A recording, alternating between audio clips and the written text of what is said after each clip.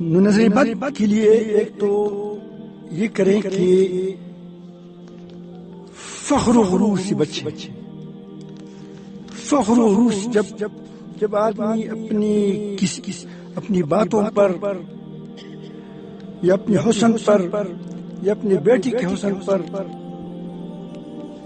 فخر کرتا ہے، لاؤ لشکر پر یا اپنے مینڈیٹ پر، سمجھ آئی بات؟ اس پر آپ دیکھتے ہیں پھر وقت وہ گر جاتا ہے.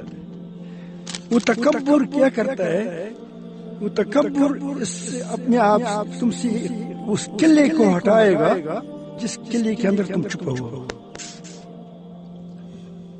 یعنی آپ میدان میں آ گئے اور آگے سب بندوق ہے اور بندوق بردار نظر نہیں آ رہا ہے، تم مارے جاؤ گے. حق.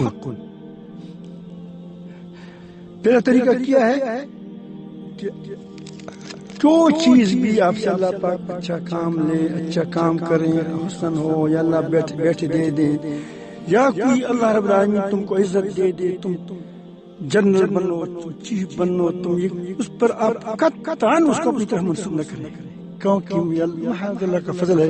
یا اللہ تو ہی حفاظت فرمائے، انشاءاللہ آپ محفوظ ہو. ایک قلعے میں آ گئے.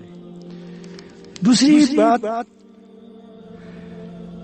اگر آپ کو نظر بد لگ گیا ہے، نظر بد لگ گیا ہے تو 7 بیری کے پتے لے لیں، اس کو دھوئیں، اس کو کوٹیں،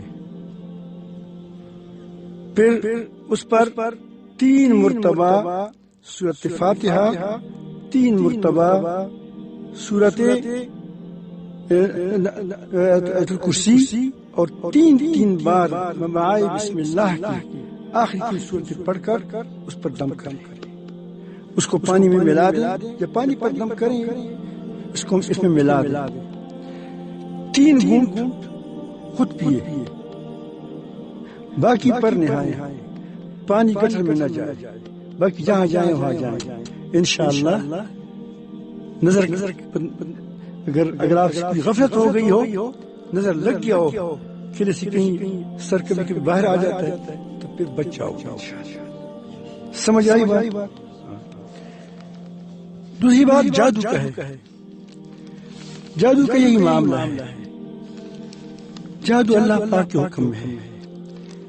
اس کے لیے ایک تو رات کے وقت آپ حضرات آپ کیا کریں، 4 کل پڑا کریں یا کم از کم 3 کل پڑا کیا کریں. آخری 3 کل ایک بار پڑھ کر پوری بدن پر مل لیں، تھوڑا ٹوپی میں لائیں، دوسری بار پڑھیں، تیسری بار پڑھیں. یہی عمل کریں، انشاءاللہ آپ جادو کی اثر سے بچ جاؤ. لیکن اس میں تھوڑا سا استحضار بھی ہونا چاہیے. اس میں ہم غلطی کرتے ہیں، کہیں کہ میں اللہ تعالی جل جلالہ کے قلعے میں آ گیا، حفاظت کے قلعے میں آ گیا. تصور کریں پھر دنیا کی کوئی طاقت تم کو نقصان نہیں پہنچا سکتی.